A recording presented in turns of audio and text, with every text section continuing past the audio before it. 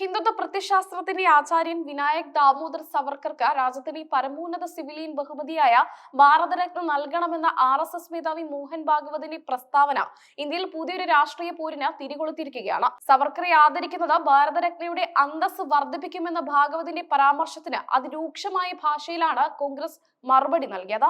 RSS ശതാബ്ദി ആഘോഷങ്ങളുടെ ഭാഗമായി മുംബൈയിൽ നടന്ന പൊതുസംവാദത്തിലായിരുന്നു മോഹൻ ഭാഗവത് സവർക്കറായി വാദിച്ചത്. സവർക്കറെ പോലൊരു വിപ്ലവകാരിയെയും ചിന്തകനെയും രാജ്യം അർഹമായ രീതിയിൽ ആദരിക്കേണ്ടത് കാലഘട്ടത്തിന് ആവശ്യമാണെന്നും അദ്ദേഹത്തിന് ഭാരതരത്ന നൽകുന്ന കാര്യം സർക്കാർ ഗൗരവമായി പരിഗണിക്കണമെന്നും ഭാഗവത് ആവശ്യപ്പെട്ടു. മോഹൻ ഭാഗവതിന്റെ പ്രസ്താവന പുറത്തു വന്നതിന് തൊട്ടു പിന്നാലെ പരിഹാസവും വിമർശനവുമായി കോൺഗ്രസ് MP ഇമ്രാൻ മസൂർ രംഗത്തെത്തി. സവർക്കർക്ക് എന്തിന്റെ അടിസ്ഥാനത്തിലാണ് ഭാരതരത്ന നൽകേണ്ടതെന്ന് അദ്ദേഹം ചോദിച്ചു. ഇന്ത്യയെ മതത്തിന്റെ അടിസ്ഥാനത്തിൽ വിഭജിക്കണമെന്ന ദ്വിരാഷ്ട്ര സിദ്ധാന്തം ആദ്യമായി മുന്നോട്ട് വെച്ചതിനാലാണോ ഈ ബഹുമതിയെന്ന് മസൂദ് പരിഹസിച്ചു. ബ്രിട്ടീഷുകാർക്ക് മാപ്പപേക്ഷ എഴുതി നൽകിയ ഒരാളെ എങ്ങനെയാണ് രാജ്യം പരമോന്നത ബഹുമതി നൽകി ആദരിക്കുക എന്ന ചോദ്യം കോൺഗ്രസ് വീണ്ടും ഉയർത്തിയിരിക്കുകയാണ്. വിഭജനത്തിന് പ്രത്യയശാസ്ത്രപരമായ അടിത്തറ പാകിയത് സവർക്കറാണെന്നും അത് രാജ്യത്തിന് ഉണ്ടാക്കിയ മുറിവുകൾ ചെറുതല്ലെന്നും ഇമ്രാൻ മസൂദ് കുറ്റപ്പെടുത്തി.